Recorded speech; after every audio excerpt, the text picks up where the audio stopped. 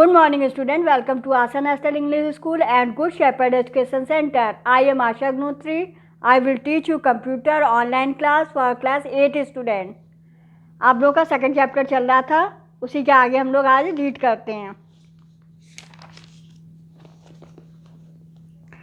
आप लोगों को ऑर्गेनाइज डाटा में हमने बता दिया था, फील्ड बता दिया, फील्ड साइज बता दिया, फील्ड टाइप भी बता दी कैसे लेते हैं. आज हम लोग पढ़ेंगे entering data. After a table structure to create you can enter individual records into a table. Record usually are entered once at a time using the keyboard, often clocked a data entry form as you entering the data. The database software check of validate the data. Validation is the process of comparing the data to a set of defined type of value to determine in the data to accept for example, designing a field of a numeric data type allow a user to enter only numbers into the field. Validation is important because it helps to ensure that the data entered into database is error here. Another way to enter data into a database to import data for an exciting file.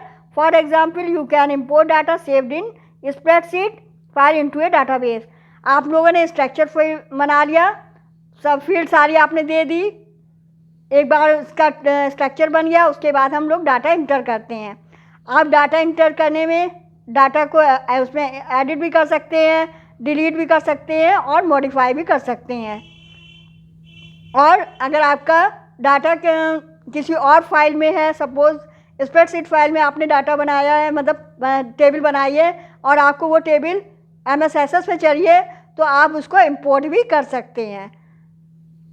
Manipulate data. Once the records are entered, you can use the database software to manipulate the data to generate information. For example, you can sort or organize a set of records in a particular order, such as alphabetical by entry data. You can also retrieve information from the database by running a query. A query is a specific set of instruction for inspecting data for the database. आपका data तैयार हो गया, tables आपकी तैयार हो गई और आप उसको आपने जो भी एंट्री करी है उसको आप अल्फ़ाबेटिकली ऑर्डर में आप उसको सॉर्ट भी कर सकते हैं. और पर्टिकुलर कोई हमें छांटना होता है, स्पेशल सिटी के उतने एम्प्लॉय के नाम छांटते हैं, तो हम क्यूरी में इंस्ट्रक्शन दे देंगे और हमें वो लिस्ट शो हो जाएगी. RDBMS Relational Database Management System. ADBMS Database Management System that is based of relational model in known as RDBMS Relational Database Management System.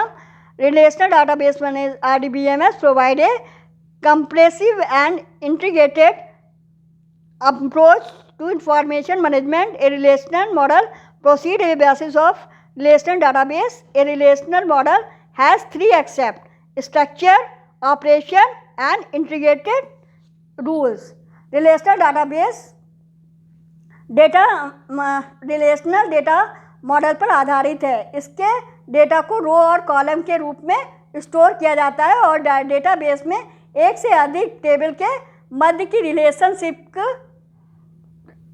रूप में होती है, डाटा स्टोर होते हैं. RDBMS का प्रयोग करने के लिए निम्नलिखित कारण है, ये नीचे पॉइंट्स दिए हुए हैं. ये डाटा को टेबल के रूप में उपलब्ध कराता है. इसमें डाटा को रो और कॉलम के रूप में स्टोर कर सकते हैं. इसमें रो को यूनिक आइडेंटिटी द्वारा उपलब्ध कर देते हैं. इसका आईडी होता है, प्राइमरी की होती है और ये डाटा को शीघ्रता से वापस करने के लिए इंडेक्स को क्रिएट करता है.